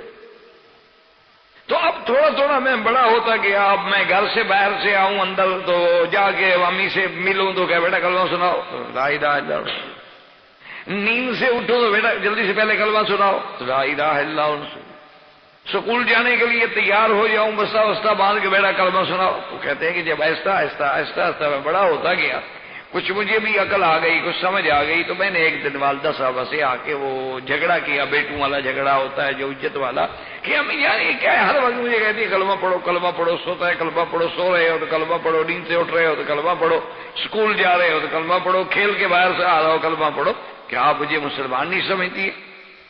تو انہوں نے کہا کہ نہیں بیٹا، اصل بات یہ ہے کہ جو بات کسی کی زبان پہ چڑھ جاتی ہے نا تو وہ بال ارادہ یا بلا ارادہ پھر اسی کی زبان سے وہی چیز نکلتی رہتی۔ آپ دیکھتے ہیں نا کہ بعض آدمیوں کی زبان پہ ایک کلمہ چڑھ جاتا ہے حتیٰ کہ اس کا تقیہ کلام بن جاتا ہے، وہ لاکھ روکنا چاہے کہ میں یہ کلمہ نہ کہوں لیکن اس کی زبان سے نکلے گا، وہ ہر حال میں کہے گا۔ بہت سارے لوگوں کا عادت، اچھا جی بعض لوگوں کو عادت ہوتی ہے اگر، بعض لوگوں کو عادت ہوتی ہے کوئی کسی اور کلمے کی، تو جو کلمہ زبان پہ چڑھ جائے گا وہ زبان سے بلا ارادہ یا بال ارادہ ضرور نکلتا ہے۔ تو والدہ نے کہا بیٹا میں یہ چاہتی ہوں کہ وہ موت کی سختی جو ہے وہ بڑی عظیم سختی ہوتی ہے، اگر زبان پہ آپ کے یہ کلمہ ایک دفعہ چڑھ گیا تو اس وقت بلا ارادہ بھی یہ کلمہ نکلے گا، اور اگر اس وقت یہ کلمہ طیبہ آ جائے تو سبحان اللہ، اس سے بڑی کیا بشارت ہے کہ حضور صلی اللہ علیہ وسلم نے فرمایا کہ داخل الجنہ و جنت میں داخل ہو۔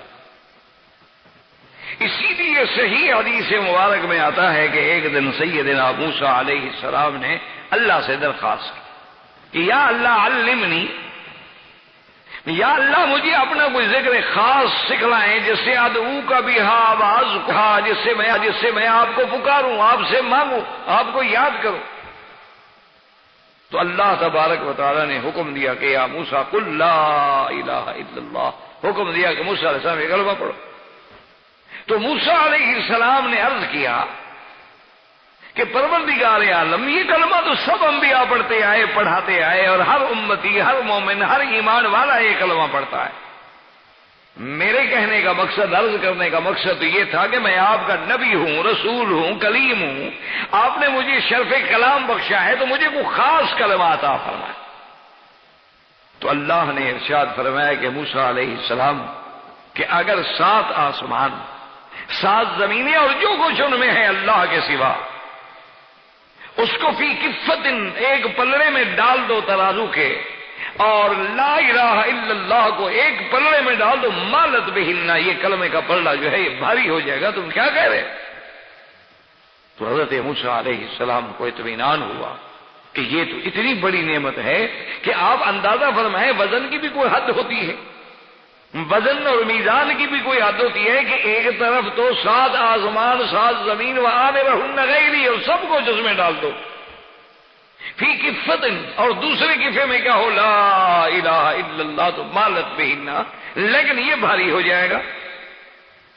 لیکن اسی میں یہ بات بھی سمجھ لیں کہ یہ مسئلہ میزان جو ہے، ہمارا تو ایمان ہے کہ قیامت میں میزان حق ہے، اعمال صالحہ کا بھی میزان ہوگا، لیکن یہ بڑا اختلافی مسئلہ بھی ہے، اور اس پہ اعداء اسلام نے بھی بڑے مثالیں لگائے ہیں کہ جی ساری دنیا کے پہاڑ ہیں، زمینیں ہیں، چیزیں ہیں، وہ ایک طرف رکھ دو اور کلمہ ایک طرف، تو کیا مانا کس چیز کا وزن ہے؟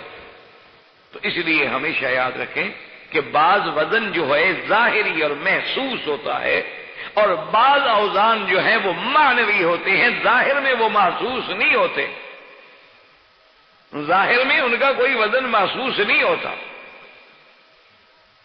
اور لیکن معنوی طور پہ ان کا بہت بڑا وزن ہوتا۔ اب آپ دیکھیں نا کہ جیسے کسی کے پاس ان کے والدین کسی سفارش بن کے آ جائیں، اس کا کوئی شیخ سفارشی بن کے آ جائے، استاد سفارشی بن کے آ جائے، اس کے اپنے اس علاقے کا کوئی بہت بڑا آدمی M N A M P A کوئی ذمہ دار آ جائے، تو اب وہ کہتا ہے کہ جناب آپ کے تو احسانات مجھ پر اتنا بوجھ ہے کہ میں تو سر نہیں اٹھا سکتا، تو احسان کا بوجھ کہاں پڑا ہوا ہوتا ہے وہ سر پہ؟ تو معنی یہ ہوتا ہے کہ معنوی طور پر جیسے کہ سکل وحی، کہ جب حضور صلی اللہ علیہ وسلم پہ وحی آتی تھی تو اللہ کے وحی کا قرآن کا اتنا وزن ہوتا تھا کہ ایک صحابی کہتے ہیں کہ میری ران پہ حضور نے اپنی ران رکھی ہوئی تھی تو میں ڈر گیا کہ میری ٹانگ ٹوٹ جائے، اور یہ تو کئی دفعہ ہوا کہ حضور جیسے اونٹنی پہ سوار ہیں، اونٹنی بیٹھ گئی، تحمل نہیں کر سکی اس سکل وحی کا۔ تو اس لیے بعض اعداء اسلام، چونکہ اعداء اسلام تو اسی انتظار میں بیٹھے ہوتے ہیں نا کہ ہمیں کوئی موقع ملے اور ہم اسلام پہ اعتراض کریں کہ جی کلمے کا وزن کیسے ہوگا، اور جی نامہ اعمال میں اعمال کا وزن کیسے ہوگا، ہم نے تو ایک گناہ کیا تھا 1900 مثلا 80 میں 90 میں 94 میں 2000 میں 2002 میں، اور حساب ہوگا 6000 سال بعد، وہ تو گناہ ہوا ختم ہو گیا، وزن کیا ہوگا؟ اور اگر ہم نے ایک عمل صالح کیا تھا آج سے 50 سال پہلے تو وہ عمل کیا تھا، وقت تھا گزر گیا، تو اب قیامت والے دن کیا وزن ہوگا؟ تو اسی لیے یہ ایک مسئلہ جو ہے بڑا معرکۃ الآراء مسئلہ ہے کتابوں کے اندر، لیکن تائید یہ ہوتی ہے، علماء فرماتے ہیں کہ وہ نامہ اعمال جو ہیں وہ وزن، یہ نہیں کہ اعمال وزن ہوں گے، کیونکہ اس کے بارے میں بھی ایک حدیث مبارک ہے، اور صحیح حدیث مبارک ہے جس کو شیخین نے بھی روایت کیا ہے، اور سیاستہ میں تمام ائمہ محدثین نے روایت فرمایا ہے۔ ایک حدیث میں آتا ہے کہ یصاح برجل علی رؤوس الخلائق یوم القیامہ، یصاح برجل علی رؤوس الخلائق یوم القیامہ، کہ قیامت والے دن پکارا جائے گا فلاں فلاں فلاں آ جاؤ، فَيُنْشَرُ لَهُ سِجِلًّا فَيُنْشَرُ لَهُ 99 سِجِلَّاتٍ كُلُّ سِجِلٍّ مِّنْهَا مَدَّ الْبَصَرِ، اس کے اعمال کی 90 دفتر جو ہیں وہ لائے جائیں گے، 90 دفتروں میں سارے اعمال لکھے ہوئے، اور ایک ایک دفتر اتنا لمبا ہوگا مد البصر، جہاں تک نظر جاتی ہے، اور 90 دفتر ہوگا، اور وہ رکھ دیا جائے گا، اور ایک طرف جو ہے ایک بتاگا، ایک چھوٹا سا پرزہ ہوگا کاغذ کا، وہ رکھا ہوا ہے، اور اللہ تبارک و تعالیٰ فرما میرے بندے اپنے بندے اب تمہارے اعمال کا وزن ہوگا۔ تو وہ بندہ عرض کرے گا کہ یا اللہ کیا وزن ہونا ہے؟ وزن تو سب نے ہے، میرے گناہوں کے یہ سجلات ہیں، 90 دفتر بھرے ہوئے ہیں، اور مد البصر تک جو ہے بھرے ہوئے ہیں، اور میرے نیکیوں کے پلڑے میں تو ایک کاغذ رکھا ہوا ہے، تو چھوٹا سا ایک پتاگا رکھا ہوا ہے، تو اس کا وزن کیا کرنا ہے مولا؟ آپ تو جانتے ہیں، ویسے بھی نظر آ رہا ہے سب کچھ۔ اللہ فرمائے کہ انک لا تظلم میرے بندے تجھ پہ کبھی ظلم نہیں ہوگا، کیونکہ میں تو ظلم سے پاک ہوں، منزہ ہوں۔ ان اللہ لا یظلم مثقال ذرۃ، اللہ تو ذرے کے برابر بھی کسی بندے پہ ظلم نہیں فرماتے ہیں، وہ ظلم سے پاک ہیں۔ اللہ فرمائے کہ میرے بندے انصاف ہوگا اور تجھ پر ظلم نہیں ہوگا کہ مولا کریم ظلم تو آپ نہیں فرمائیں گے، آپ ظلم سے منزہ ہیں، پاک ہیں، آپ یا عدل فرمائیں گے، لیکن معاملہ تو ظاہر ہے۔ اللہ حکم دیں گے ملائکہ کو کہ وزن، تو حدیث میں آتا ہے فمالت، کہ وہ جو کاغذ کا بتاگا کا پرزہ تھا چھوٹا سا، اس کے سامنے ایک طرف 90 سجل لاتے اور ایک طرف وہ چھوٹے سے کاغذ کا پرزہ، وہ بھاری ہو گیا، اور جس کے نیکیوں کا پلڑا بھاری ہو جائے وہ تو کامیاب ہو گیا۔ فمن ثقلت موازینہ فاولئک هم المفلحون، اللہ کے قرآن کا فیصلہ کہ جس کی نیکیوں کا پلڑا بھاری ہو جائے گا وہ تو کامیاب ہو گیا۔ اور یہی وہ فرق ہے دنیا میں، اسلام کے نظام میں اور آپ کے دنیا کے اندر جو موجودہ کا نظام ہے اور جمہوری نظام ہے، کہ جمہوری نظام میں انسانوں کو گنا جاتا ہے، اسلام میں تولا جاتا ہے، بس یہی فرق کہ یہاں تو آدمی کو گنا جاتا ہے کہ ایک طرف 100 ہے، ایک طرف 99 ہے، 99 والا ہار گیا، 100 والا جیت گیا، کیونکہ اس کا عدد زیادہ ہے۔ اسلام یہ نہیں دیکھتا ہے کہ بھی عدد کتنا ہے، یہاں وزن ہوتا ہے کہ اس کے عمل کے اندر وزن کتنا ہے۔ اس لیے فمن ثقلت موازینہ، تو اب وہ حیران ہو جائے گا، بندہ کہے گا اللہ میاں میری کون سی ایسی نیکی تھی کہ جو اتنی بھاری ہو گئی؟ اللہ فرمائے کہ ملائکہ کو میرے بندے کو دکھاؤ، تو اس بتاگے پہ کیا ہوگا؟ اس کی وہ گواہی، شہادت اللہ الہ الا اللہ وان محمد رسول اللہ، تو ایک کلمہ جو ہے وہ اتنا بھاری ہو جائے۔ اسی لیے امام بخاری رحمت اللہ علیہ نے اپنی کتاب جو ہے ان کی الصحیح الجامع، جس کو مشہور بخاری شریف، اس کو ختم جو کیا ہے تو اسی حدیث پہ ختم کیا ہے کہ کلمتان ثقیلتان فی المیزان خفیفتان علی اللسان حبیبتان الی الرحمن، او کما قال رسول اللہ صلی اللہ علیہ وسلم، کہ دو کلمات ہیں وہ پڑھنے میں بڑے آسان ہیں، زبان میں بڑے ہلکے ہیں، میزان میں بڑے بھاری ہیں۔ وہ کون سے کلمے ہیں؟ سبحان اللہ وبحمدہ سبحان اللہ العظیم۔ تو اسی پہ امام بخاری رحمت اللہ علیہ نے اپنی کتاب صحیح البخاری کو ختم کروایا۔ تو آپ اسی سے اندازہ فرمائیں کہ دو کلمے ہیں لیکن میزان میں بہت بھاری ہیں، زبان پہ بہت ہلکے ہیں۔ تو اس لیے کہ کلمہ کی مبارک کی جو مقام ہے اور جو عظمت ہے کہ اللہ نے فرمایا موسیٰ علیہ السلام سے کہ قل لا الہ الا اللہ، کہ تم یہی کلمہ پڑھو اور یہی افضل الذکر ہے اور یہی وہ کلمہ ہے جس کے لیے اللہ نے تمام انبیاء علیہم السلام کو بھیجا ہے، اور تمام انبیاء علیہم السلام اسی کی دعوت دینے کے لیے آئے ہیں۔ اور سب سے پہلے یہی وہ کلمہ ہے کہ بنی الاسلام علی خمس، شہادت اللہ الہ الا اللہ وان محمد رسول اللہ، اس کے بعد اقام الصلاۃ، ایتاء الزکوٰۃ، صوم رمضان، حج البیت لمن استطاع الیہ سبیلا۔ اسی لیے ایک حدیث مبارک میں آتا ہے کہ سیدنا معاذ رضی اللہ تعالی عنہ کو جب حضور نے بھیجا یمن کی طرف تو سب سے پہلے آپ نے فرمایا کہ معاذ فادعوہم، سب سے پہلے دعوت دینی ہے کس کی طرف؟ لا الہ الا اللہ، سب سے پہلے ان کو اللہ کی توحید کی دعوت۔ تو اس لیے میں نے عرض کیا تھا کہ عقیدہ توحید جو ہے یہ اتنا اہم ہے کہ 1,24,000 یہ جو عدد اللہ کے علم میں ہے، تمام انبیاء اسی لیے آئے، تمام کتابیں اسی لیے اتاری گئیں، اور تمام انبیاء کی دعوت کا محور و مرکز جو ہے وہ یہی دعویٰ ہے۔ تو لیکن اب بات اصل میں سمجھیں کہ لوگوں نے یہ سمجھ لیا ہے، اور یہی وہ بنیادی غلطی ہے جس کی وجہ سے آج ہم بڑی بڑی گمراہیوں میں مبتلا ہو گئے۔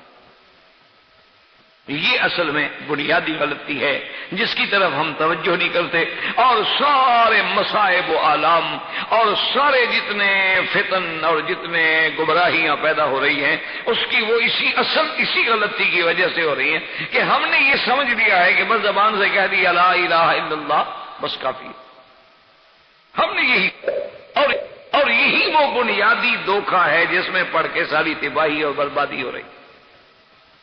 ہم نے کہا کہ دیکھو جی حدیث مبارک میں تو یہی لفظ ہے نا کہ من قال لا الہ الا اللہ، جس نے یہ کلمہ کہا دخل الجنہ، جنت چلا گیا۔ تو بس کلمے کہنے تھے ہم جنت میں چلے جائیں گے۔ لیکن یاد رکھیں میرے عزیز کہ ہر چیز کے لیے کچھ شرائط ہیں، کچھ ارکان ہیں۔ کیا مانا آپ نماز پڑھتے ہیں لیکن نماز کے لیے بھی شروط ہیں، ارکان ہیں۔ آپ وضو فرماتے ہیں لیکن وضو کے لیے بھی شروط ہیں، ارکان ہیں۔ آپ غسل فرماتے ہیں، غسل کے لیے بھی شروط ہیں، ارکان ہیں۔ اور شرط کا معنی یہ ہوتا ہے، یہ متفق علیہ تعریف ہے کہ اذا فات الشرط فات المشروط، جب شرط گئی تو مشروط ختم ہو گیا۔ یہ ایک متفق علیہ قاعدہ ہے جس میں کوئی اختلاف۔ جیسے اس کی ایک مثال سمجھ لیں باعتبار علوم قواعد کے کہ آدمی کہتا ہے ان جئتنی اکرمتک، اگر تم آؤ گے تو میں تمہاری عزت کروں گا، تو شرط تمہارا آنا ہے نا، تم آؤ ہی نا، فات شرط فات المشروط، مشروط تو خود بخود میں عزت کس کی کروں؟ اسی طرح میں کہتا ہوں کہ ان اکرمتنی اکرمتک، اگر تم نے بھائی میری عزت کی نا تو میں بھی تمہاری عزت کروں گا، تو اگر تم نے عزت ہی نہ کی تو میں تمہاری عزت کیسے کروں گا؟ اذا شرط شرط فات المشروط، جب شرط ہی نہیں رہی تو مشروط خود بخود ختم ہو گیا۔ تو شروط و ارکان کا معنی ہی یہی ہوتا ہے کہ اگر وہ شرط پائی جائے گی تو مشروط بھی پایا جائے گا، اور اگر وہ شرط ہی نہ پائی گئی تو مشروط خود بخود ختم ہو جائے گا۔ تو سب سے پہلے یاد رکھیں کہ جو کلمہ آپ بھی پڑھتے ہیں، میں بھی پڑھتا ہوں، الحمدللہ ہر مسلمان پڑھتا ہے، اور اللہ ہمیں نصیب فرمائے اور اسی پہ قائم دائم اور اسی پہ موت آئے۔ لیکن کبھی آپ نے سوچا ہے کہ اس کلمے کے پڑھنے میں شرائط کتنی ہیں؟ کبھی آپ نے غور کیا ہے؟ کلمہ تو آپ بھی پڑھتے ہیں، میں بھی پڑھتا ہوں، ہمارے گھروں میں بچے بھی پڑھتے ہیں، بیوی بھی پڑھتی ہے، خاوند بھی پڑھتا ہے ماشاءاللہ، اور سارے ہم حج بھی کرتے ہیں، حرم بھی آتے ہیں، نماز بھی آتے ہیں۔ لیکن یعنی یقین کریں کہ کیا لا الہ الا اللہ محمد الرسول اللہ اس کلمے کے جو شروط و ارکان ہیں، کیا کبھی آپ نے یاد بھی کیا، کبھی سوچا بھی ہے، کبھی پڑھا بھی ہے، کبھی پتہ بھی ہے کہ نہیں؟ اور اگر ان شروط کا پتہ نہیں تو کلمہ پڑھنا کیا ہوگا؟ یہ تو بڑی آسان بات ہوگی نا کہ صرف یعنی ایک آدمی جو مرضی آئے کرتا پھرے، نہ نماز پڑھے، نہ روزہ رکھے، نہ حج نہ زکات، بس من قال لا الہ الا اللہ دخل جنت، جس نے لا الہ الا اللہ کہہ دیا وہ جنت میں چلا جائے گا۔ یہی وجہ ہے کہ آج ہمارا معاشرہ جو ہے وہ بالکل عملی زندگی سے ہٹ گیا ہے۔ وہ کہتے ہیں جی ہم مسلمان ہیں، کلمہ پڑھتے ہیں بس، اور جس نے کلمہ پڑھنا ہے وہ جنت جائے گا۔ چھوڑو یار، یہ مولویوں کی نماز ہے، روزہ ہے، حج ہے، زکات ہے، کبھی کہتے ہیں داڑھی رکھو، کبھی کہتے ہیں زکات دو، کبھی کہتے ہیں عشر ادا کرو، اور کبھی کہتے ہیں ماں باپ کی فرما برداری کرو، بیوی کے حقوق ادا کرو، فلاں کرو۔ یہ تو ہمارے لیے یہ کوئی شریعت ہے؟ ہمارے لیے قید خانہ بنا دیا ہے انہوں نے۔ یہ وہ فلسفہ ہے۔ اب آپ ٹھنڈے دل سے سوچیں کہ جو کلمہ ہم روز پڑھتے ہیں اس کے شرائط کیا ہیں، ارکان کیا ہیں، تو اسی کو سمجھنے کی کوشش کریں، خدا کرے کہ آ جائے بات۔ اسی لیے علامہ اقبال نے کہا تھا نا کہ خرد نے کہہ بھی دیا لا الہ تو کیا حاصل، اسی کو وہ رویا تھا نا بیچارہ کہ خرد نے کہہ بھی دیا لا الہ تو کیا حاصل، دل و نگاہ مسلمان ہی تو کچھ بھی نہیں۔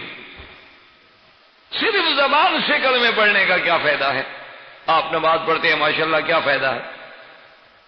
اسی لیے کسی نے کہا تھا کہ وہی ایک سجدہ ہے کارگر، وہی ایک سجدہ ہے کارگر جو عقل و فکر سے ماورا، وہ ہزار سجدے فضول ہیں جو رہین لغزش پا نہیں۔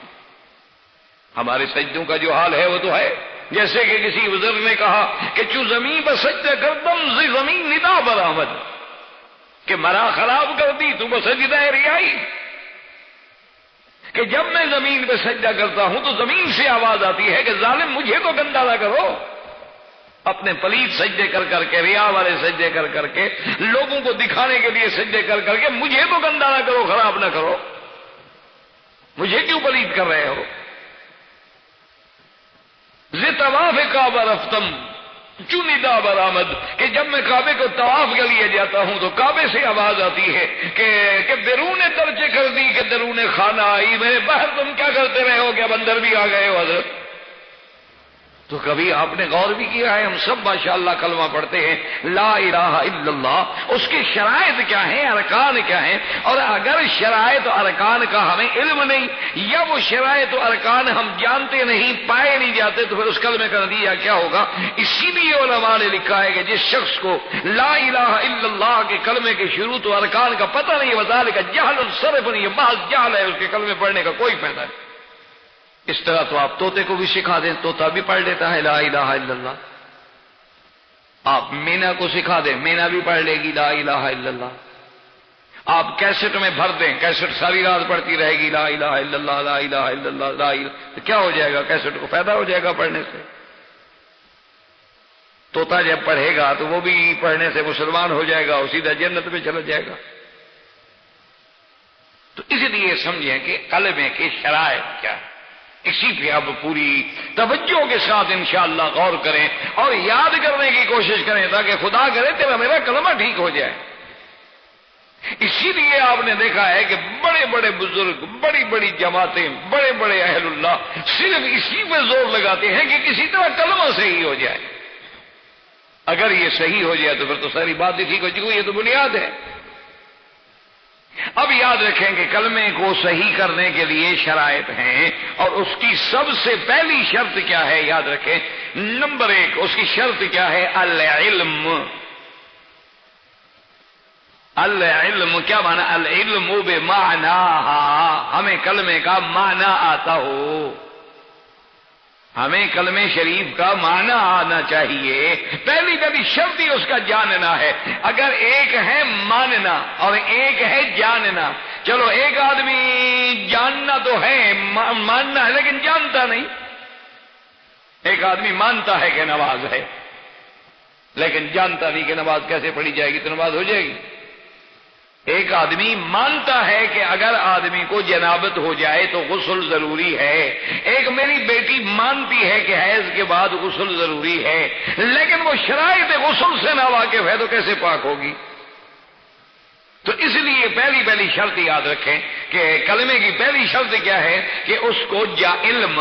اسی لیے، اور یہ شرط ہم نے نہیں لگائی ہے، مولوی نے نہیں لگائی، قرآن کہتا ہے فَاعْلَمْ أَنَّهُ لَا الہ الا اللہ۔ اللہ کا قرآن کہہ رہا کہ فعلم، پہلے جان، تو جان لے کے ہے کیا لا الہ الا اللہ؟ فعلم انہ لا الہ الا اللہ۔ اور اسی طرح قرآن کہتا ہے تلک الامثال نضربها للناس۔ ہم قرآن میں یہ جو مثالیں دے دے کہ تجھے توحید پڑھا رہے ہیں، کیوں؟ وما یعقلها الا العالمون، لیکن ان کو نہیں سمجھتے مگر علم والے۔ علم ہوگا تو سمجھے گا نا کہ توحید کیا ہے۔